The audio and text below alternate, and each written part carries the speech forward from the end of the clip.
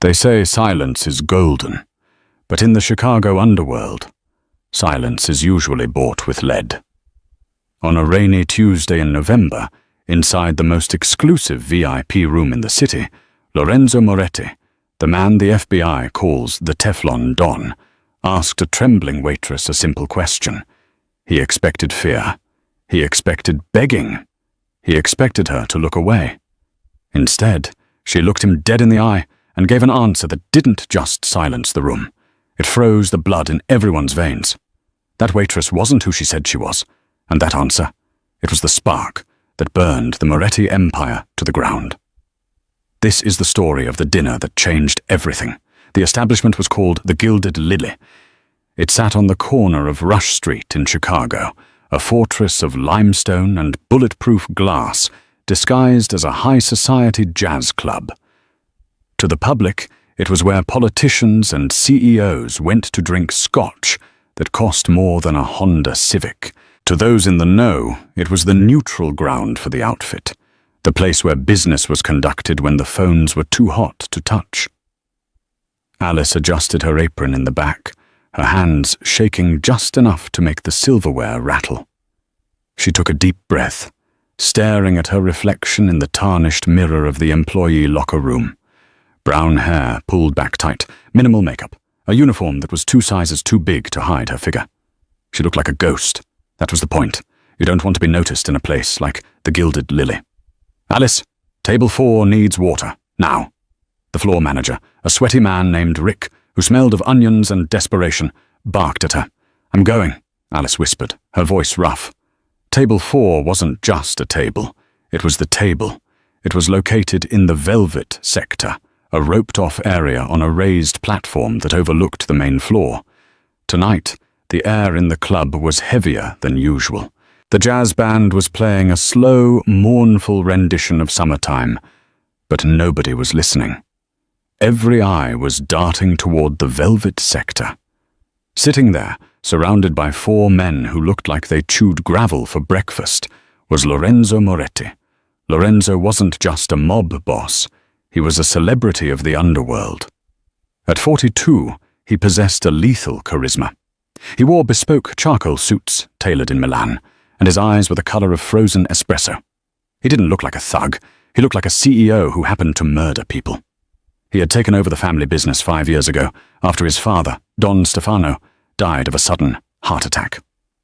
Since then, the body count in Chicago had tripled, but the arrests had gone down to 0. Alice gripped the silver water pitcher. She knew the rules. Don't make eye contact. Don't speak unless spoken to. Be invisible. She walked up the 3 plush steps to the Velvet sector. The security guard, a man named Brutus, who had a scar running from his ear to his chin, patted her down. He checked her apron, her hair bun, even the soles of her shoes. Clean, Brutus grunted, stepping aside. Alice approached the table. The smell hit her first. Expensive leather, cigar smoke, and the metallic tang of fear coming from the man sitting opposite Lorenzo. That man was distinct. He was older, balding, wearing a suit that looked cheap next to Lorenzo's. This was Carmine Russo, a mid-level bookie who had been short on his payments for 3 months. Please, Lorenzo, Carmine was whispering, sweat dripping off his nose onto the pristine white tablecloth. I just need another week. My nephew in Jersey. He's moving the product. Lorenzo didn't look at Carmine. He was busy inspecting the label of the wine bottle on the table. This is a 2015 Barolo, Lorenzo said, his voice smooth like velvet, wrapped around a razor blade. It needs to breathe, Carmine, just like you need to breathe. But if you cork it too early, it turns into vinegar. Alice stepped in to pour the water. She moved with practiced efficiency, filling the glasses of the bodyguards first. Dominic, Lorenzo's right-hand man, watched her hands like a hawk. When she reached Lorenzo, he didn't move. He didn't acknowledge her. He just kept staring at Carmine, who was now shaking. I'm not vinegar, Lorenzo. I'm family, Carmine pleaded. Family pays their debts, Lorenzo said softly. He finally looked up, but not at Carmine. He looked at Alice, For a split second, time stopped. Alice felt the blood drain from her face. Lorenzo's gaze was intense, analytical. He wasn't looking at her. He was looking into her. He was dissecting her like a biological specimen. "Waitress," Lorenzo said. The jazz band seemed to stop playing. The chatter in the room died down. Even Carmine stopped sweating for a second. "Yes, sir?" Alice asked, keeping her eyes lowered to the knot of his silk tie. "Distinctive scent," Lorenzo murmured, leaning back in his chair. "Vanilla and gun oil?" Alice's heart hammered against her ribs like a trapped bird. "It's just the cleaning polish for the tables, sir." Lorenzo smiled, but it didn't reach his eyes. "Look at me." She hesitated. To disobey was death. To obey was dangerous. She slowly lifted her chin. Her hazel eyes met his dark ones. "You have steady hands for a girl serving a table of wolves," Lorenzo observed. "What is your name?" "Alice, sir." "Alice?" He tested the name, tasting it. "A biblical name. The mother of nations. Tell me, Alice, do you know who I am?" "Everyone knows who you are, Mr. Moretti," she replied softly. Lorenzo chuckled, a dry sound. He gestured to Carmine, who was looking like he was about to vomit. "This man here, Carmine. He thinks I'm a monster. He thinks I'm going to have him killed tonight because he lost $500,000 of my money." Lorenzo turned his gaze back to Alice, his eyes locking onto hers with a terrifying intensity. "So I have a question for you, Alice. A simple question. The answer will decide if Carmine walks out of here or if he gets carried out in pieces." The tension in the room was suffocating. Dominic's hand drifted towards a bulge in his jacket. Carmine looked at Alice with desperate, pleading eyes. "Save me." "Ask your question, sir," Alice said. Her voice didn't waver. Lorenzo leaned forward, resting his chin on his steepled fingers. "If you saw a man commit a sin to save his family, is he a hero or is he a sinner?" It was a trap, a philosophical trap. If she said hero, she condoned his violence. If she said sinner, she insulted him. Most people would have stuttered. Most people would have given a generic answer like, "It depends." But Alice wasn't most people, and she wasn't just a waitress. She placed the water pitcher down on the table with a soft clink. She looked at Carmine, then at Dominic, and finally back at Lorenzo. "That's the wrong question, Mr. Moretti," she said clearly. The silence that followed was deafening. Dominic stood up halfway. Nobody told Lorenzo Moretti he was wrong. "Sit down, Dom," Lorenzo commanded, never breaking eye contact with Alice. He looked intrigued. "The wrong question? Then enlighten me, Alice. What is the right question?" "The question isn't about the sin," Alice said, her voice dropping an octave, losing the Midwestern waitress accent and shifting into something sharper, more refined. "The question is, did the family deserve to be saved?" Lorenzo froze. The air conditioner hummed. The ice in the glasses cracked.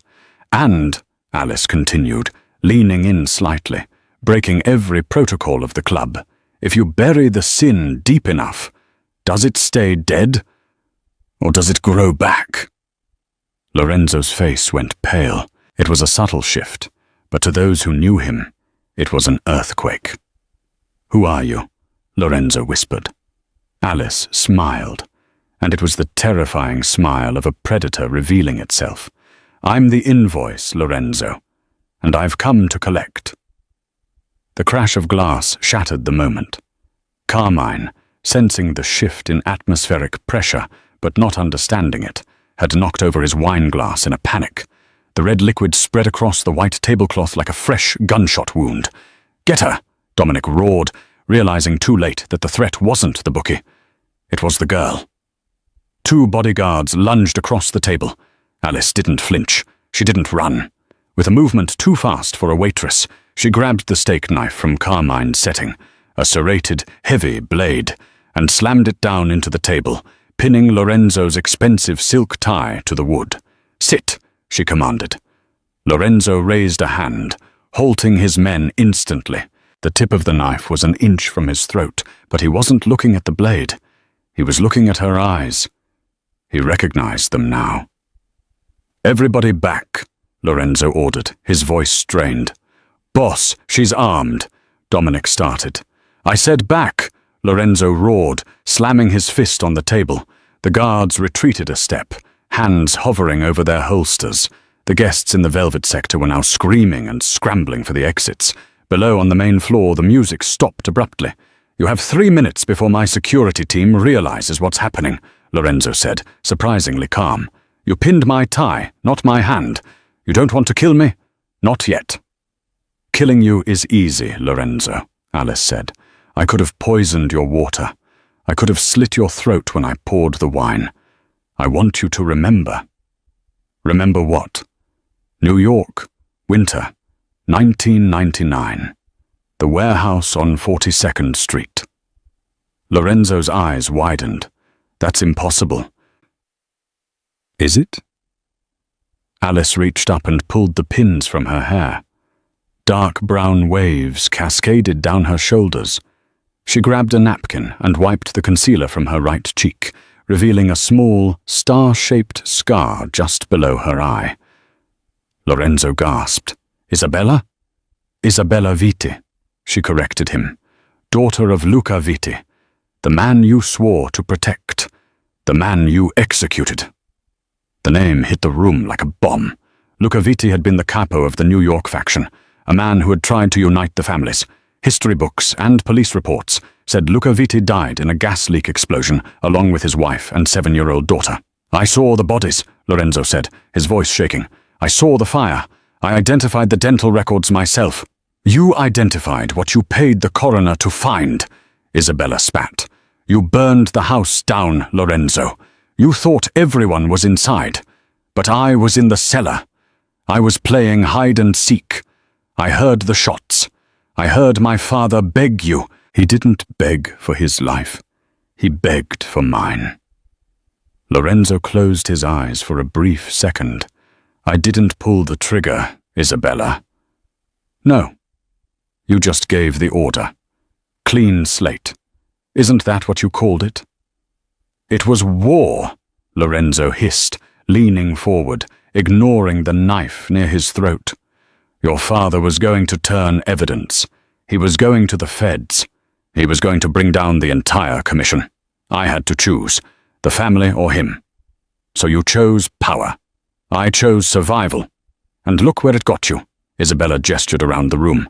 Sitting in a golden cage, surrounded by men who would shoot you in the back for $1, drinking wine with a man you're about to murder over money.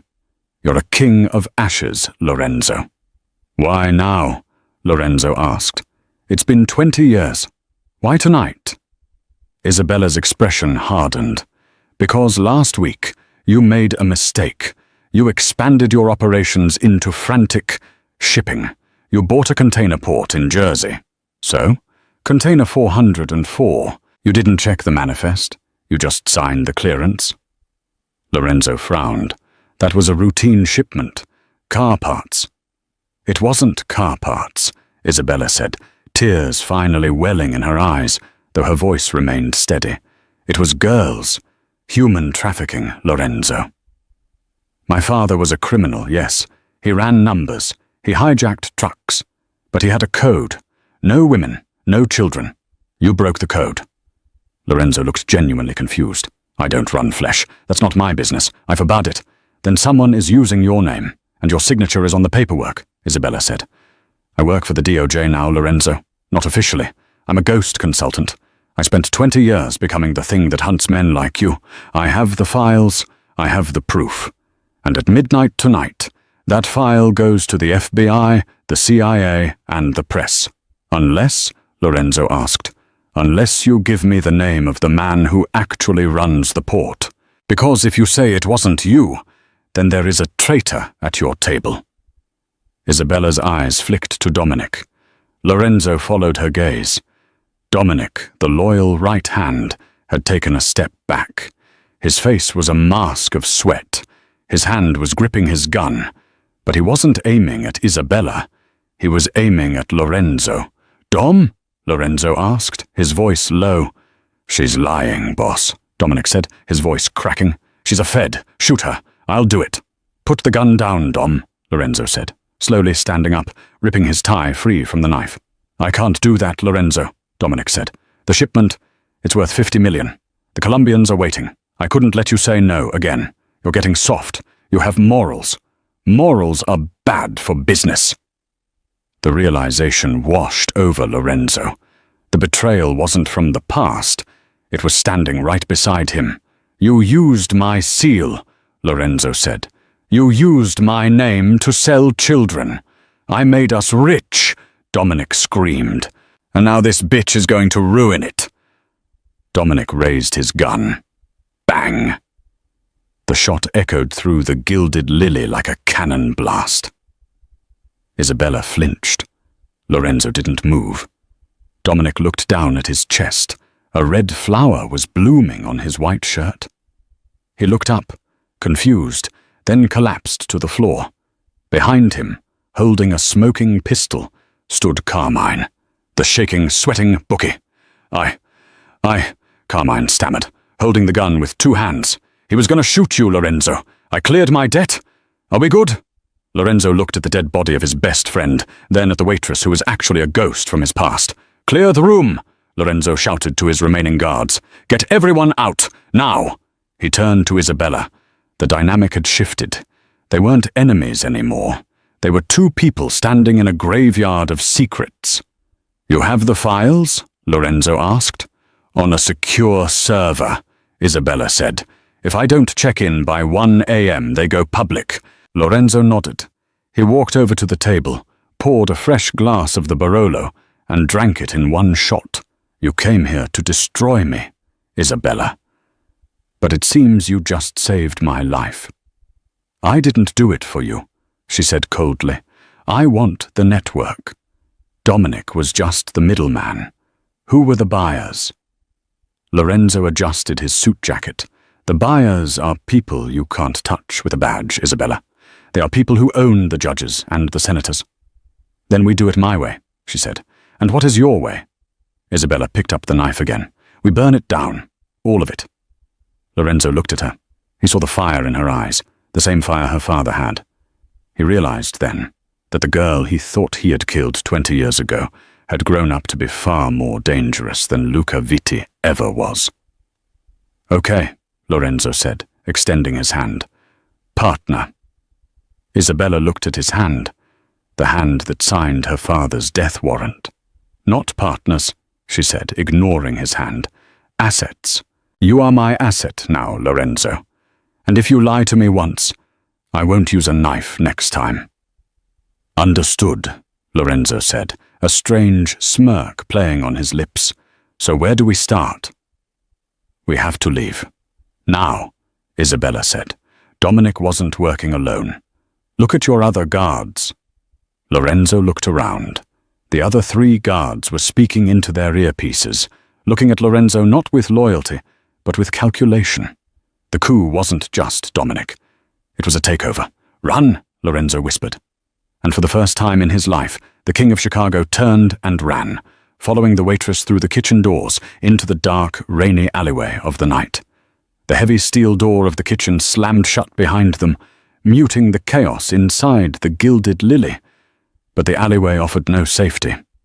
The Chicago rain was coming down in sheets, turning the grease-stained asphalt into a black mirror. Lorenzo instinctively turned left towards the VIP parking lot, where his armored Cadillac Escalade waited. "Wrong way," Isabella barked, grabbing the sleeve of his soaking wet designer suit. "My car is bulletproof," Lorenzo snapped, wiping rain from his eyes.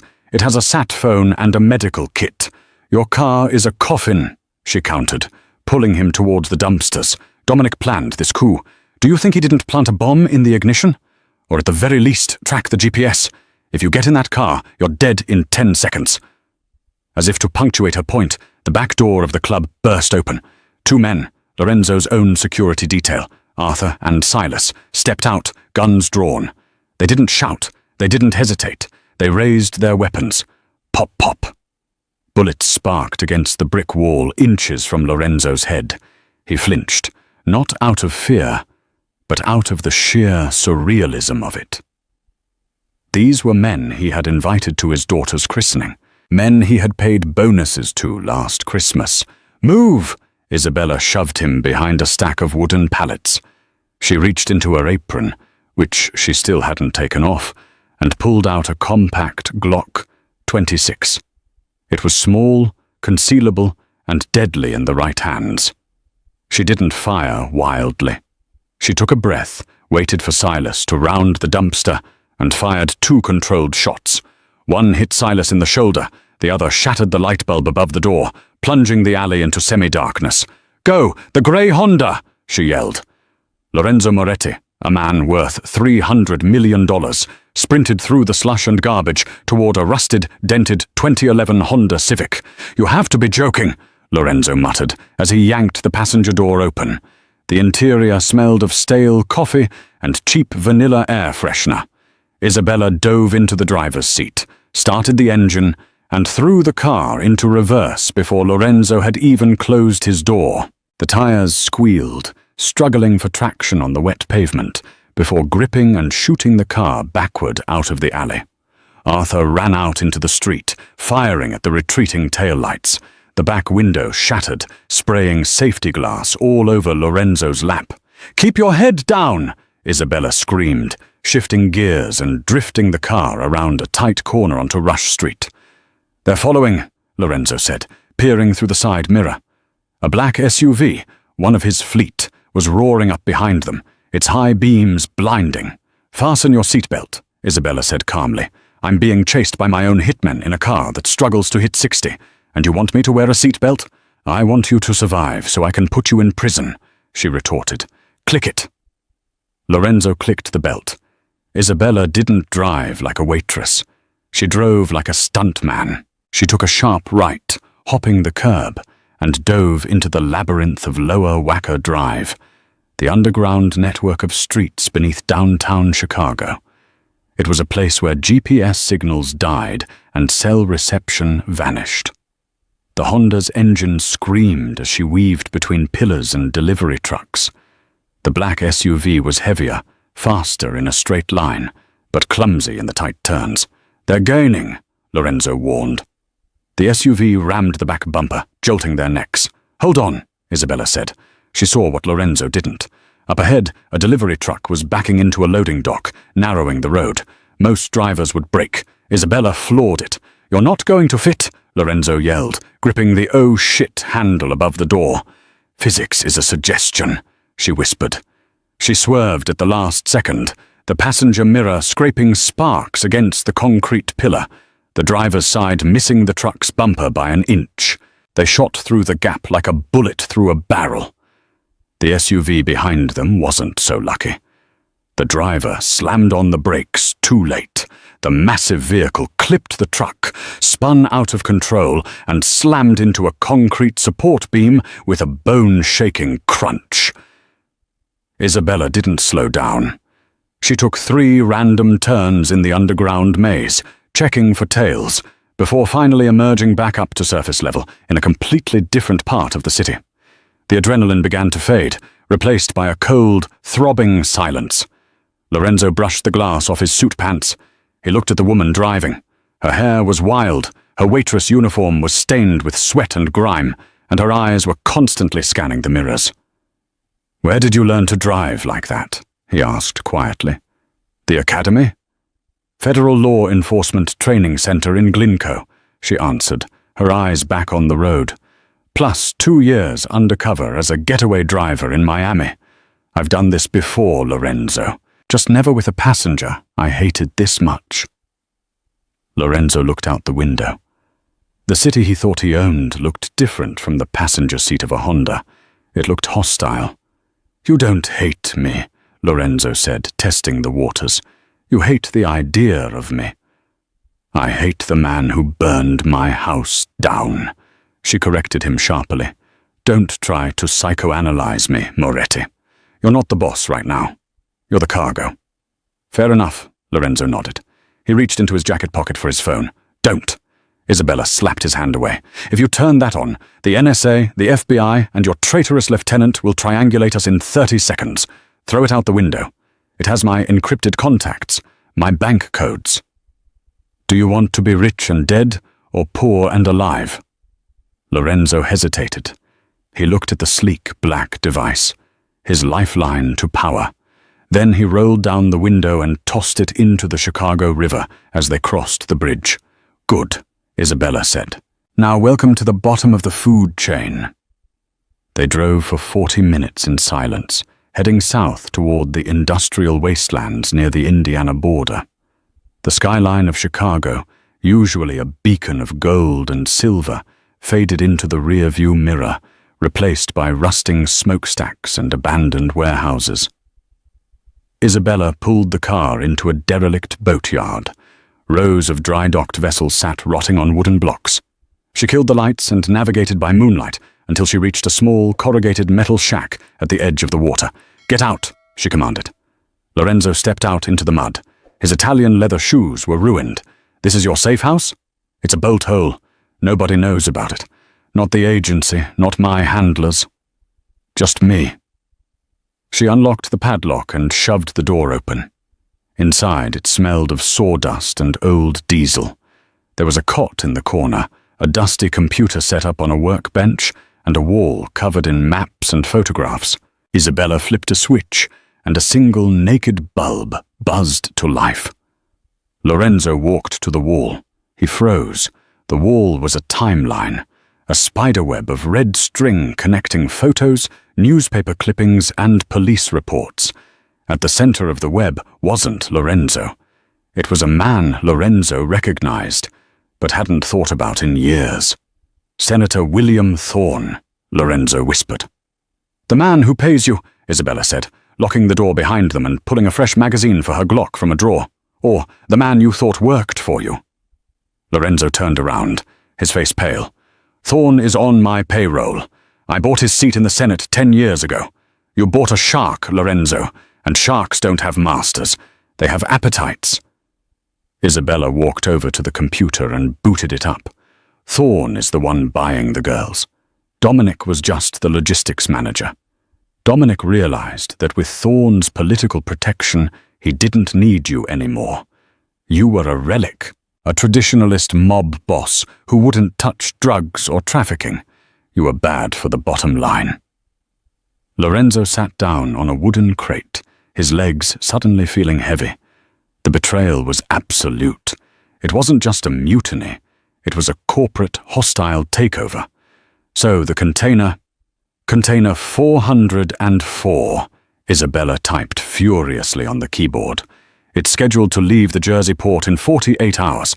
Destination, St. Petersburg. If that ship leaves, those 30 girls are gone forever." She spun around in the chair to face him. "I spent 5 years building a case against you, Lorenzo. I was ready to take you down for racketeering, money laundering, murder, but then I found the shipping manifest. I realized you were the wrong target. Or rather, you were the shield hiding the real target. Thorne!" Lorenzo spat the name like a curse. "Thorne wants you dead because you're the only one who can link him to the underworld. If you die, the narrative is simple. Gang war. Mob boss killed by his own men. Thorne gives a speech about cleaning up the streets, and his shipment sails quietly into the night." Lorenzo looked at his hands. "I killed your father because he threatened the family. I thought I was protecting something sacred. Now, I realize I was just protecting a business. Don't look for redemption, Lorenzo." "It doesn't suit you," Isabella said, her voice hard, though her eyes softened just a fraction. She stood up and walked to a small mini-fridge, tossing him a bottle of water. "Drink. You'll look like hell." Lorenzo caught the bottle. "Why didn't you let them kill me? You could have let Dominic shoot me, then arrested Dominic." "Because Dominic wouldn't know where the ledger is," Isabella said. The room went silent. "The black ledger," Lorenzo said softly. "The myth." "It's not a myth, is it?" Isabella stepped closer, invading his personal space. "My father told me about it before he died. He said the Vitti family and the Moretti family kept a shared insurance policy. A physical book, handwritten, no digital footprint. It contains every bribe, every payoff, every judge and senator bought since 1980. Lorenzo stared at her. That book is the nuclear option. If released, it destroys the city. Not just the mob. The police, the courts, the mayor's office, everything burns. Thorne is betting that the book is lost, or that you won't use it because it implicates you too. Isabella leaned down, her face inches from his. But you're a dead man walking, Lorenzo. You have nothing left to lose. I need that book. I need to bury Thorne. Lorenzo laughed, a dark, humorless sound. You want me to hand over the history of the Chicago underworld to a Fed? I'm not asking as a Fed, Isabella said. I'm asking as the daughter of the man who helped write it. Lorenzo studied her. He saw the strength in her jaw, the intelligence in her eyes. She was right. He was done. His empire was gone. His men were hunting him. The only thing he had left was vengeance. The book isn't in Chicago, Lorenzo said. Isabella straightened up. Where is it? It's in the one place nobody would ever look for a mafia ledger. Lorenzo stood up, regaining some of his composure. It's in a safety deposit box in a small credit union in rural Wisconsin, under the name Alice Jenkins. Isabella's eyes widened. You knew? I knew of you, Lorenzo admitted. I didn't know you were the waitress, but I knew Luca had a daughter who survived. I kept tabs on you for years, Isabella. I made sure you got into that foster home in Ohio. I anonymously paid for your tuition at Georgetown. Isabella took a step back, stunned. You're lying. Am I? Lorenzo smirked. Check the funding for the St. Jude scholarship you received. It came from a shell company, VT Holdings. Isabella felt the room spin. The man she had hated for 20 years, the monster in her nightmares, had been her benefactor? It didn't wash away the blood, but it complicated the hate. Why? She whispered. Guilt, Lorenzo said simply. It's a powerful motivator. I killed your father, but I couldn't kill his legacy. I put the ledger in a box under your alias. I figured, if I ever died, the key would eventually find its way to you. It was your inheritance. I don't want your money. It's not money, it's truth, and right now, it's our only weapon. Suddenly, the computer on the desk beeped, a shrill, rhythmic alarm. Isabella snapped out of her daze and rushed to the screen. Her face went pale. What is it? Lorenzo asked. Silent alarm, she said, grabbing her jacket. Motion sensors on the perimeter fence just tripped. They found us. How? I threw the phone. They didn't track the phone, Isabella said, checking her pistol. They tracked the car. I didn't think they'd have satellite access this fast. Thorne must be pulling strings at the NSA. We're trapped? No, Isabella said, a dangerous glint returning to her eyes. We're not trapped. We're bait. She reached under the workbench and pulled out a duffel bag. She tossed it to Lorenzo. It was heavy. What's this? He asked, unzipping it to reveal a pump-action shotgun and a flare gun. Plan B, she said. If we can't outrun them, we have to outsmart them. Can you shoot? Lorenzo racked the shotgun slide, the sound crisp and metallic. I didn't become the boss by talking, Isabella. Good, she said, kicking the back door open towards the water, where a small tarp-covered speedboat bobbed in the dark. Because tonight, class is in session. The sound of tires crunching on gravel echoed outside. High-powered flashlights swept across the windows of the shack. Come out, Moretti! A voice boomed. It was a voice Lorenzo knew well. It wasn't a guard. It was corrupt Detective Miller from the 14th Precinct. Thorne had sent the cops. Cops, Lorenzo hissed. We can't shoot cops. That brings the National Guard. Dirty cops, Isabella corrected. And in the dark, everyone looks like a criminal. She raised the flare gun and fired it, not into the sky, but directly at a stack of oil drums near the entrance of the boatyard. The explosion was instantaneous. A wall of fire erupted, separating the police cruisers from the shack. Run! Isabella screamed. They sprinted for the boat as bullets whizzed past them, buzzing like angry hornets. Lorenzo jumped in, untied the rope, and Isabella fired the engine. As they roared away from the dock, disappearing into the black waters of Lake Michigan, Lorenzo looked back at the burning shoreline. "Wisconsin!" he yelled over the roar of the motor. "Wisconsin!" she yelled back. The simple question had been asked. The answer had been given. Now the war had begun. The wind on Lake Michigan in November cuts through bone faster than a knife. By the time Isabella steered the small speedboat into a rocky inlet near Kenosha, Wisconsin, both she and Lorenzo were shivering violently. Their clothes were soaked, heavy with freezing water and the grime of the Chicago River. They abandoned the boat under a rotting wooden pier. Isabella moved with military precision, wiping down the steering column and the gunnels to remove fingerprints, while Lorenzo stood guard, the pump-action shotgun held awkwardly against his chest. He looked less like a don and more like a drowned rat. "We need wheels," Isabella said, her teeth chattering, "and we need to get off the grid. I have a safe house near Milwaukee," Lorenzo offered. "Burned," she cut him off. "If Thorne has access to your logistics, he knows every property you own. We need something anonymous." They hiked a mile inland, sticking to the tree line, until they found a farmhouse with a detached garage. A rusted, tan 1995 Ford F-150 sat in the driveway. It wasn't pretty, but it had plates that wouldn't trigger an automatic license plate reader. "Hotwire it?" Lorenzo asked. "Don't be a cliché," Isabella muttered. She checked the sun visor. Keys fell into her lap. Farmers trust their neighbors. As they merged onto the interstate, heading north into the deep darkness of rural Wisconsin, the heater finally kicked in, blasting dusty, warm air into the cab. The adrenaline began to wear off, leaving a heavy, suffocating tension in the small space. For 20 miles, neither spoke. The only sound was the hum of the tires and the rhythmic thwack-thwack of a broken windshield wiper. Lorenzo broke the silence first. "You said you worked for the DOJ. A ghost consultant. What does that actually mean?" Isabella kept her eyes on the road. "It means I don't exist, Lorenzo. I don't have a badge. I don't have a pension. I'm a contractor hired to infiltrate organizations that the law can't touch. I get close, I gather intel, and I hand it over. Usually, I disappear before the takedown." "But not this time," Lorenzo noted. "You stayed." "I stayed because it was you."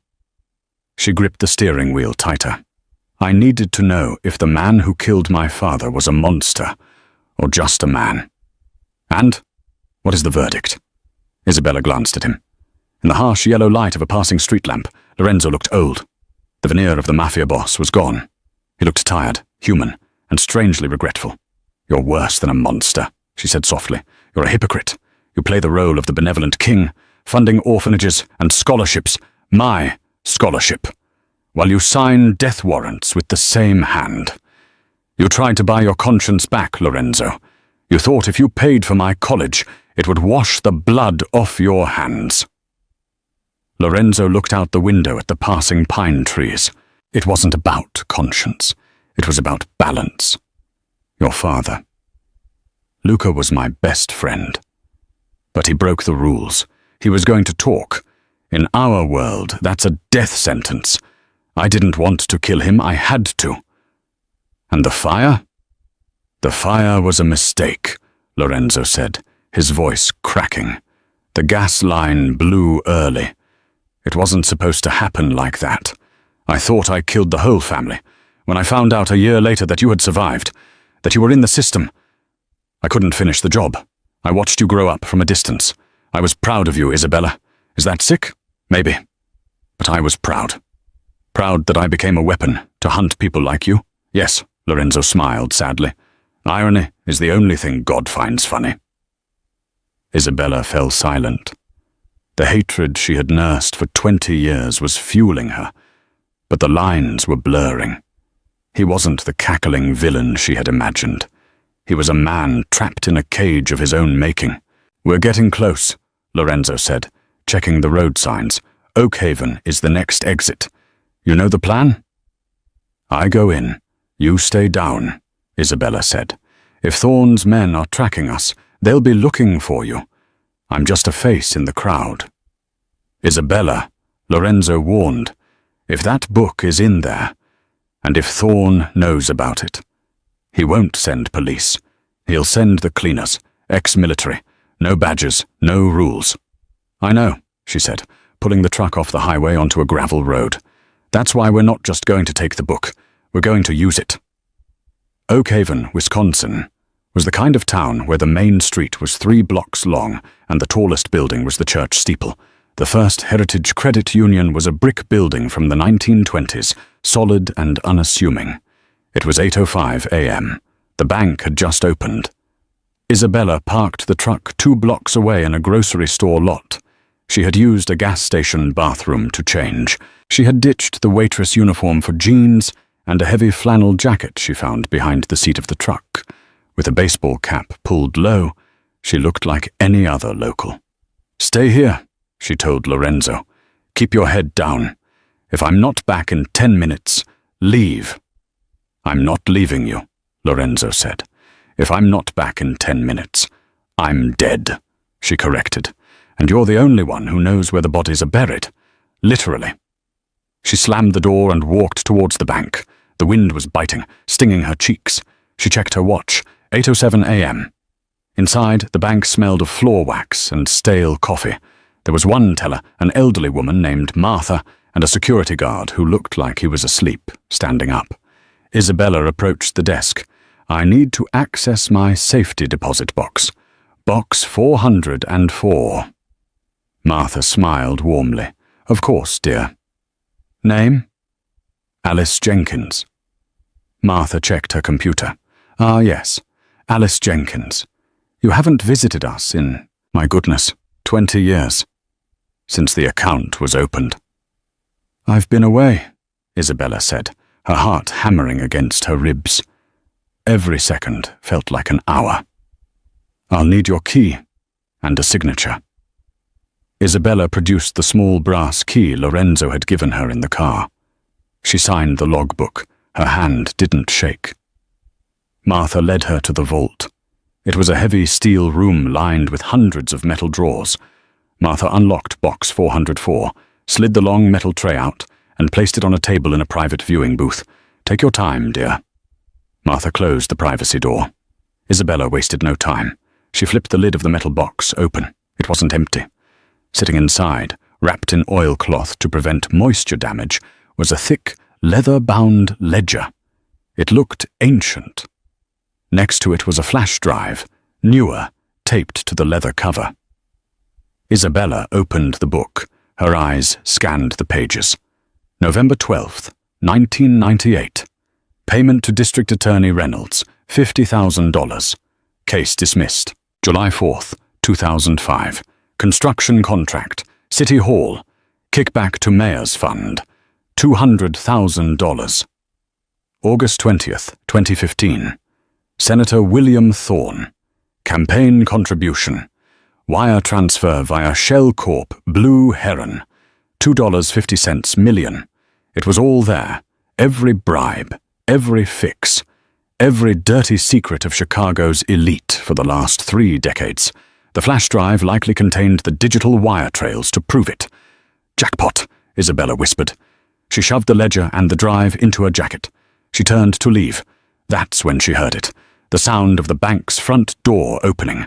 Not the gentle ding-dong of a customer, but the heavy, forceful slam of the door hitting the wall. "Everybody on the ground, now!" The voice was professional, loud, and terrifying. Isabella froze. She cracked the privacy door open just an inch. 4 men were in the lobby. They wore tactical vests, balaclavas, and carried suppressed assault rifles. These weren't bank robbers. They weren't asking for cash. "Manager!" "The leader shouted. He was a giant of a man, moving with fluid, lethal grace. "We know she's here. Alice Jenkins. Box 404. Bring her out, and nobody gets hurt." Martha, the teller, was trembling behind the glass. She's in the vault." Isabella's blood ran cold. Thorne's reach was faster than she thought. They must have flagged the name Alice Jenkins in the banking system the moment Martha typed it in. It was a silent tripwire. She was trapped in a steel box with one exit. Isabella looked around the small viewing room. No windows, air vent too small. She had her Glock, but she had maybe 10 rounds left. 4 men with automatic weapons? It was suicide. She pulled out her phone. No signal inside the vault. "Come out, Isabella," the leader shouted. "We know who you are. The senator sends his regards." Isabella gripped the ledger. This book was the only thing keeping her alive. Suddenly, a loud crash echoed from outside, the sound of glass shattering and metal crunching. Then a roar. The truck. Isabella heard the distinct engine whine of the Ford F-150. "Lorenzo! Crash!" The front of the bank exploded inward as the tan pickup truck rammed through the plate glass window and the brick wall, plowing into the lobby.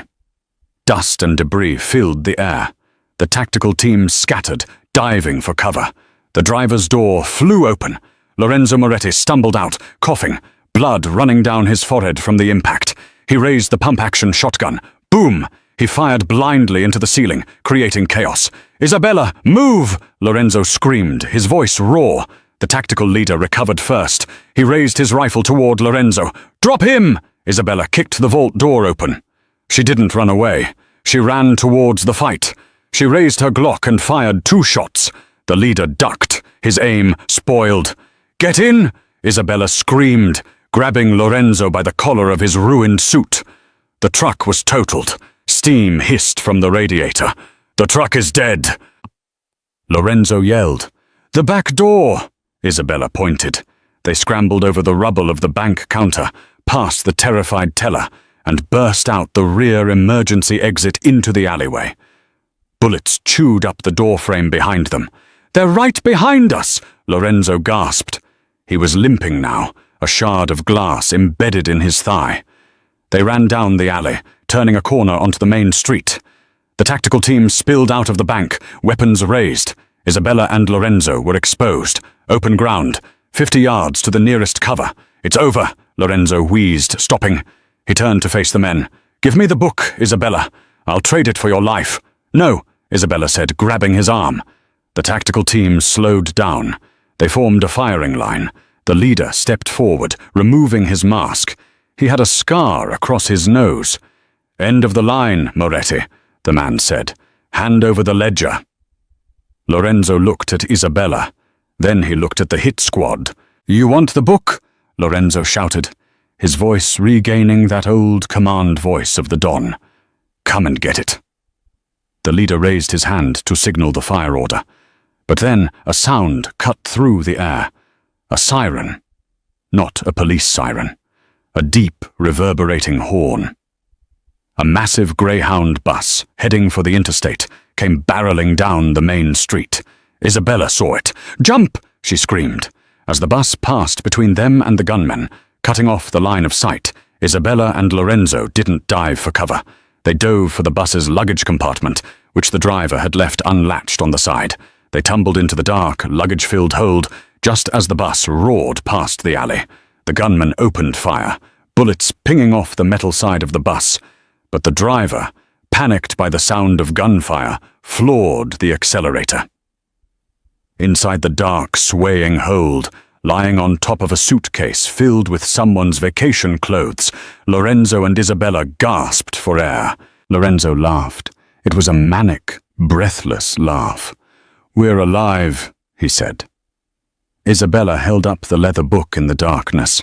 "We're not just alive, Lorenzo," she said, her eyes burning in the gloom. "We're armed. And now, we're going to war." She pulled out her phone. The signal bars returned. "Who are you calling?" Lorenzo asked. "I'm not calling anyone," Isabella said, opening the camera app and pointing it at the ledger. "I'm going live." In the claustrophobic darkness of the luggage compartment, the blue light of the smartphone screen illuminated Isabella's face like a phantom. She didn't call the police. She didn't call the FBI. She opened a live stream app, tagged every major news outlet in Chicago, and hit Go Live. "Are you sure?" Lorenzo asked, his voice rough from the dust. "Once you press that button, there's no going back." for either of us. The world needs to know Lorenzo. Not just a judge in a closed courtroom. The world. She hit the button. "My name is Isabella Vitti," she spoke clearly into the camera, holding the phone steady despite the swaying of the bus. 20 years ago, my family was murdered to cover up a conspiracy. Sitting next to me is Lorenzo Moretti, the man who gave the order. But the man who paid for that order is Senator William Thorne. She opened the ledger. For 10 minutes, as the bus roared down the interstate, Isabella and Lorenzo dismantled a 30-year empire.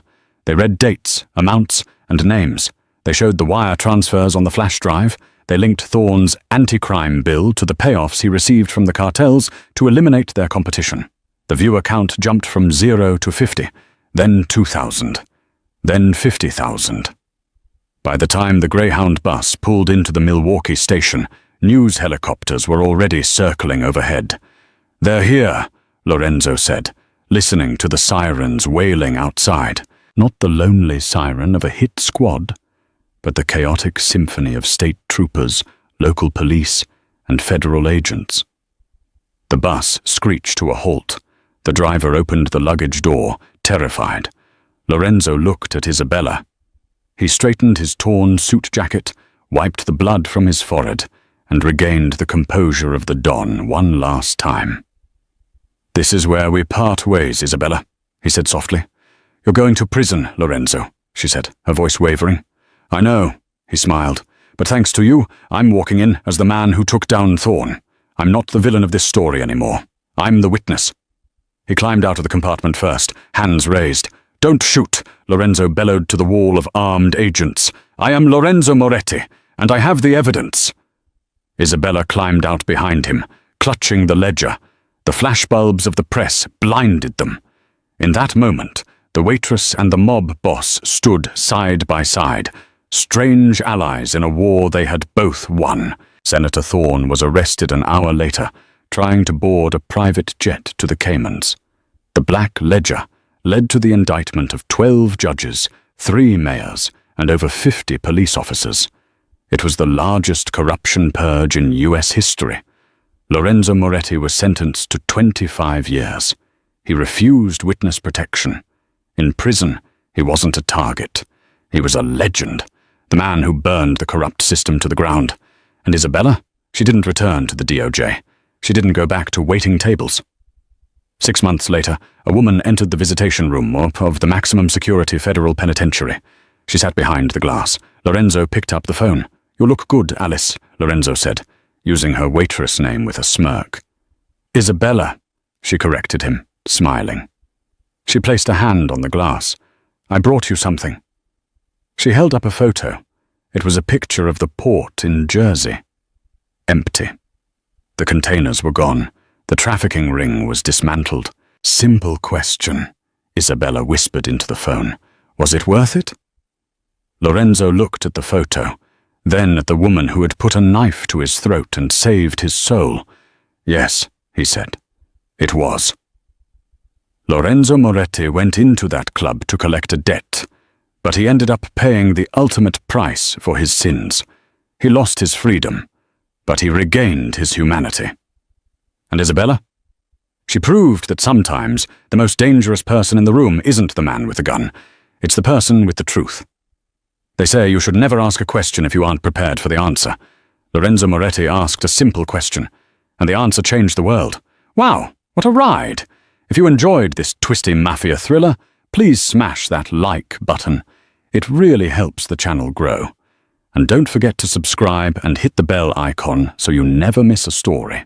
Let me know in the comments, if you were Isabella, would you have saved Lorenzo